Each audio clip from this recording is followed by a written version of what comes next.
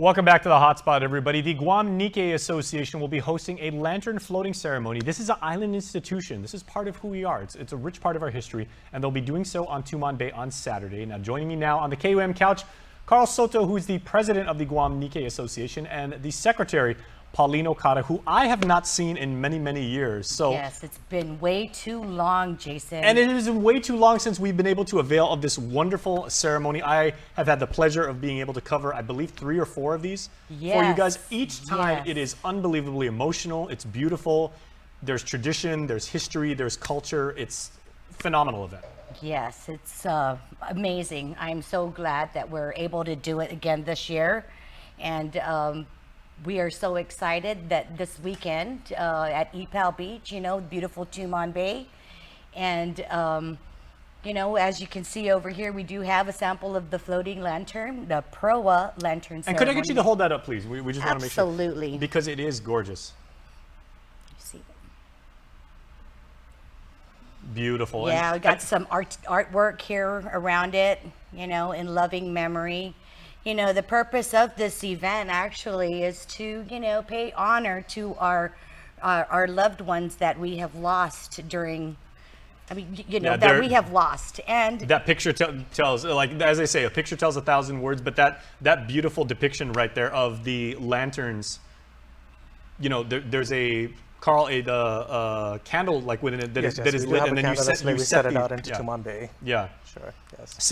Is it symbolizing, we're respecting our A lot of it heritage? is commemorating and remembering our loved ones, sending it out along with prayers, wishes, the spirit of anaphemalic that we like to often say in our, with this event, is it started off with really just remembering our loved ones.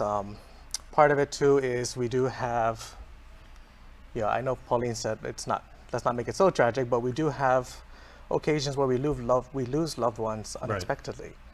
And sometimes words are left unsaid, and so this kind of gives some people a chance to write down their prayers, write down their wishes, farewells that they never got a chance to say, and to float those out in Tumon Bay. And of course, because it is the Guam Nikkei Foundation, this also celebrates, those members of our community like yourselves who have Japanese ancestry. Yes, yes, it does. One thing that I'd like to note about the event is that, it is a community event, and one thing in particular are these the floats here were built by the Boy Scouts here on Guam. And then also during the event, we do have many of the school volunteers come out and assist the association with the coordination of the event, which is beautiful. Also, the MPRA, the Marianas Paddle Association, will be out in the bay monitoring the floating lanterns and helping us bring them back into to Ipao Beach as we collect them, and then we set a beautiful bonfire at the end.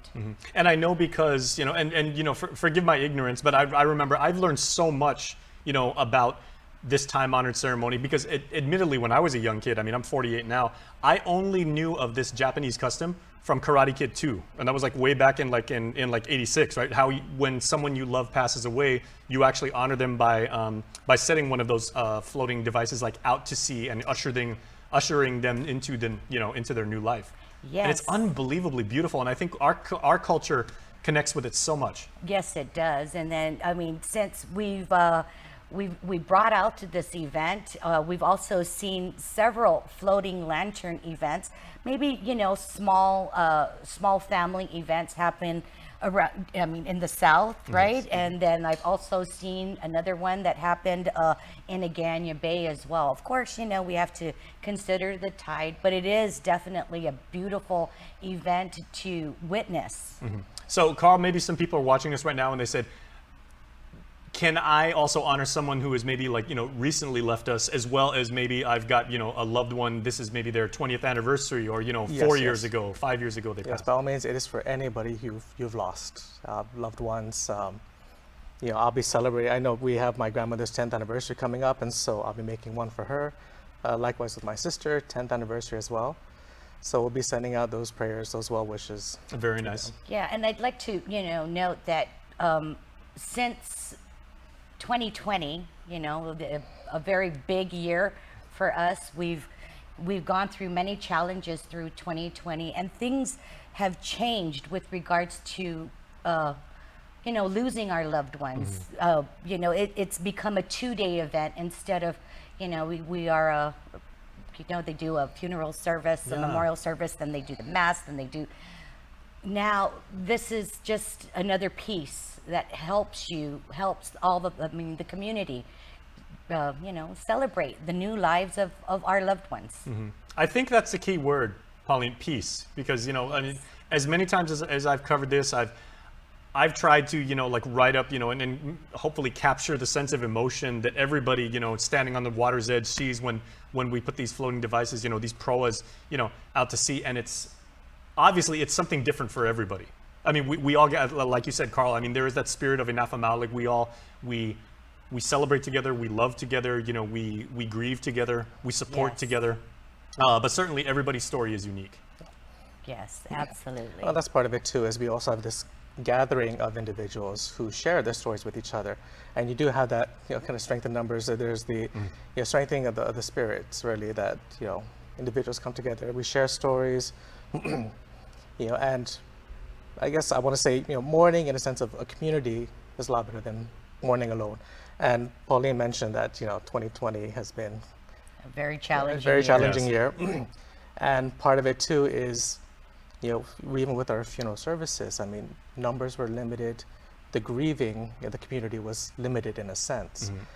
And so this kind of gives an opportunity for individuals just to get together, share and grieve with one another. Okay, now I do want to address a couple questions that I know are bubbling up on Twitter right now. People are saying this is absolutely fantastic.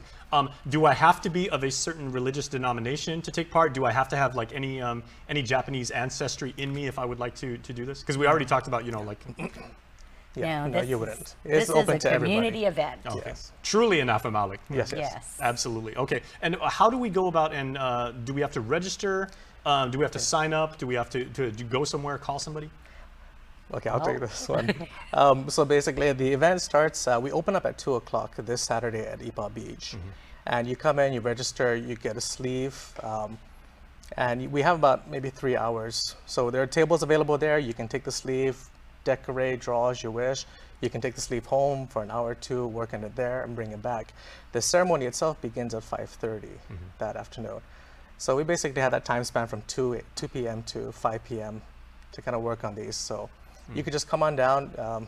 It's not a formal, I want to say it's not a formal dress code or anything like that. You just come as you are. It's very welcoming. It's very welcoming. Yes, yes, very open. Okay, and then Pauline, I know some people always ask about this, and they're not by no means criticizing, but they said, what happens to the pros after they're put out to sea? Because like some people say, is there an environmental concern? But you guys always take care of that. We take care of everything. What will happen is after the ceremony, once we launch these into the Tumon Bay, we have the Marianas Paddle Sports Association standing by, before the reef to collect the lanterns, the floating proas, and then we remove the lantern sleeves and we do a beautiful bonfire to conclude the event. Which is, and you've said that before, which is interesting because that in itself is like a funeral pyre almost, right? Which is descendant of Greek culture. Yes. Again, ushering somebody into the new world. Yes. That is absolutely. tremendous. Yep. I've never actually been Beautiful. able to cover the bonfire. Is that a new tradition, or have you always done that? No, we've always done it. Okay. Yes. I've never been there for that, but I'm going to make sure to be there for that. Because it's dark already. Yeah. And Yeah. it- So it'll launch right before sunset, so that you can see them as the sun sets and it starts to get dark. It's really a beautiful sight to see. Yeah, I really encourage everybody to come out. And everyone, please charge your phones because, Carl and Pauline and the many people working on this behind, they highly encourage you to live stream it, take pictures, and it is a beautiful thing. Yes. Okay, Carl, certainly this is a labor of love for you. Yes, and your team. yes, very much so. I mean, yeah, I joined the association maybe four or 5 years ago, and this is one of the primary events that I look forward to. Unfortunately, we couldn't have it the past couple of years. We ended up actually missing last year, which was the 20th anniversary of 9/11, as well as the 10th anniversary of the Japan the Great Japan earthquake. And so, you know, with this year though, I mean, we are just glad to have the ceremony back and open to everybody again. And like, once again, we encourage everyone to come over and, you know, take part of this event with us. Well, even though you guys couldn't do it, I know that the event and the sentiment that it conveys was always in your hearts, and you know, much like the people who remain with us in spirit, you know, it was there. Yeah, and another thing is, most definitely, we'll have a new sleeve designed for the Queen. Very, very nice for Her Majesty. For Her Majesty. Oh, that's Queen very nice. Elizabeth. There are many British subjects on Guam still, so Yes. I know they're really going to appreciate that. Yeah, if you are of British descent, please come down as well. Yes. Okay, real quick, everybody. we're running out of time. I got to let you go, but is there a phone number or is there a website, email address where if people have any questions, maybe there are students who would like to volunteer and you know get service learning points? Oh my gosh, Jason, that is such a great question. Yes, we're on Facebook, Guam Nikkei Association. Just join us there, or they can even go through you, right? Absolutely. Call me. I'll forward the call. I'd be happy to do so. Thank you Expect very a lot much. of emails coming from my address, Pauline. Gotcha. And Carl, because this is a wonderful event. So thank you. Thank you Okay. Thank you both for what you're doing. Thank you, Jason. Thank you. All right, and please sit tight because Hotspot is coming back after this.